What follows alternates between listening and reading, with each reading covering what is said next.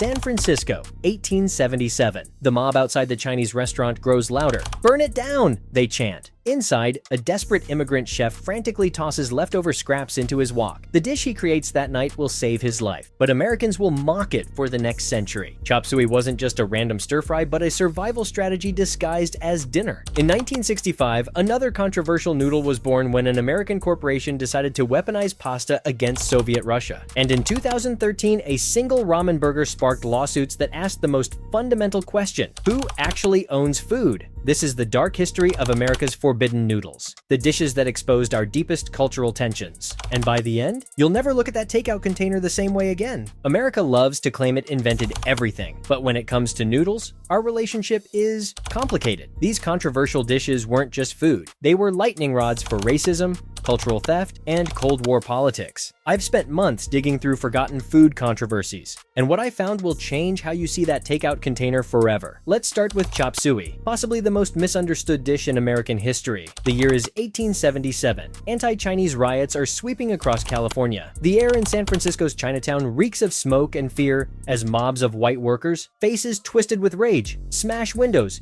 and drag Chinese immigrants into the streets. Their crime? Simply existing in America during an economic downturn. Inside one darkened restaurant, a Chinese chef, whose name history never recorded, makes a desperate decision. His hands trembling, he tosses whatever scraps he can find into a sizzling wok. Celery bits, onion ends, bean sprouts, and meat trimmings too small to sell. The sauce is deliberately bland, designed not to offend American palates accustomed to boiled potatoes and plain bread. This is the true birth of chop suey. Not some ancient Chinese delicacy, but a desperate survival mechanism disguised as dinner. But wait, I hear you saying, I thought chop suey was an authentic Chinese dish. That's exactly what restaurant owners wanted you to think. The name chop suey comes from the Cantonese sap suey, meaning mixed bits, literally leftovers. But the marketing genius came in 1896 when Chinese diplomat Li Hongchang visited America. American newspapers, always hungry for exotic stories, falsely reported that the dish was Li's favorite creation from his homeland. Suddenly, chop suey had a marketable origin story that made white Americans comfortable eating Chinese food. It was brilliant cultural camouflage. By 1900,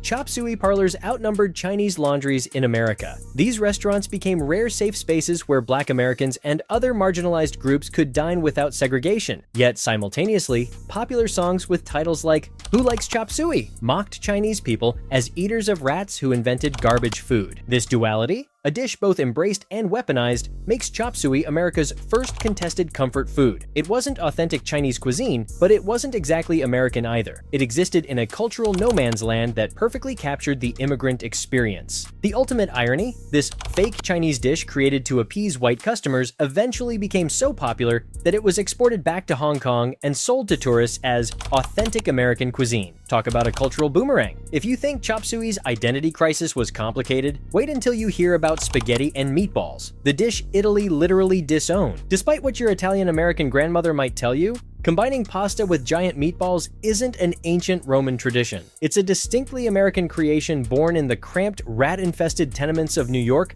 around 1900. Picture this: Italian immigrants, packed 10 to a room, cooking over tiny coal stoves. They're homesick, discriminated against, and desperately poor. So they create something that reminds them of home using what's available: cheap ground meat, often mixed with breadcrumbs to stretch it further, canned tomatoes, and mass-produced pasta. The portions were enormous compared to traditional Italian cuisine, because in America, bigger meant better, and these laborers needed calories. But here's where it gets fascinating. While Italian Americans celebrated this hearty dish, Italy itself was horrified. The controversy peaked in 1934 when Mussolini's government actually banned spaghetti and meatballs from World's Fair menus. They called it a bastardization that threatened the purity of Italian cuisine. Think about that. A dish created by actual Italians was deemed not Italian enough by their homeland. This wasn't just about food, it was about identity. When Italy rejected their creation, Italian Americans felt their very existence was being denied. The evolution of spaghetti and meatballs perfectly mirrors Italian Americans' journey from marginalized immigrants to cultural mainstream. In the 1910s, eaten secretly in tenements, mocked as garlic lovers' slop by real Americans.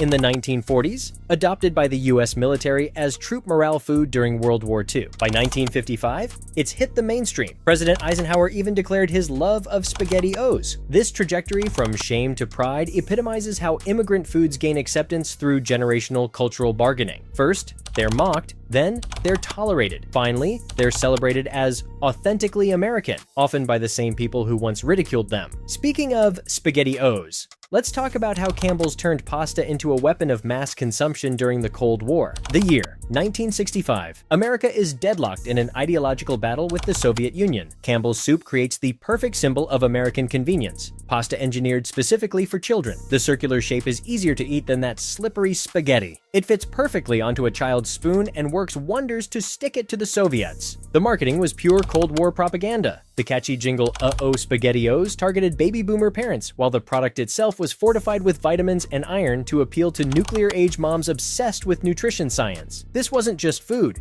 it was patriotic food, representing American innovation and convenience against Soviet breadlines. But SpaghettiOs' cultural tone deafness has repeatedly landed the brand in scalding hot water. In 2013, they posted a Pearl Harbor remembrance tweet featuring their cartoon mascot cheerfully waving an American flag next to an image of the USS Arizona Memorial. The backlash was so immediate and fierce that the company deleted it within hours and issued a groveling apology. Even more revealing was the 2023 pastina cancellation controversy, when Campbell's discontinued their star-shaped pasta, known as Italian penicillin, among Italian Americans who received it when sick as children. The outcry was so intense, it made national news. People weren't just losing a pasta shape, they were losing a connection to their cultural heritage. These incidents show how mass-produced nostalgia foods become emotional lightning rods when corporations misjudge cultural memory. SpaghettiOs isn't just pasta in tomato sauce. It's a repository of childhood memories and cultural identity that corporations tamper with at their peril. While SpaghettiOs weaponized pasta for the Cold War,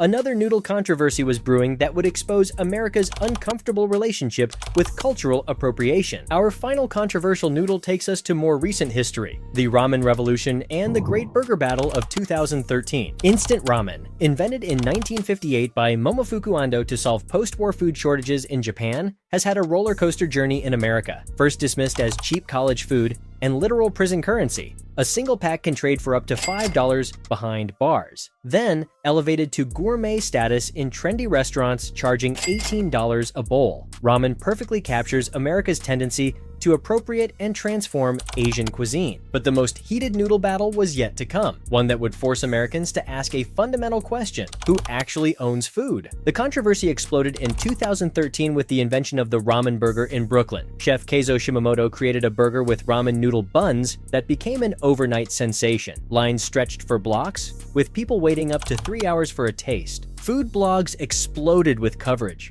and copycat versions appeared nationwide within weeks. But the ramen burger sparked intense debate about cultural ownership. Was this innovative fusion cuisine or culinary appropriation? Korean-American chefs pointed out they'd been combining ramen with other foods for generations without receiving national attention. Meanwhile, Japanese food purists called it a stupid food, disrespecting ramen's craftsmanship. The debate revealed America's double standard. Asian chefs innovating within their own culinary traditions were ignored, while white chefs doing the same thing were celebrated as visionaries. One food critic noted, "When Asian people make fusion food, it's inauthentic. When white chefs do it, it's innovative." The ramen burger wasn't just a viral food trend. It was a mirror reflecting America's uncomfortable relationship with cultural borrowing. This controversy isn't just about noodles. It's about who gets to profit from cultural exchange in America. The ramen burger debate forced Americans to confront uncomfortable questions about appropriation versus appreciation that we're still wrestling with today. From chop suey to ramen burgers, America's forbidden noodles tell a story far more complex than just culinary history. They reveal our deepest anxieties about immigration,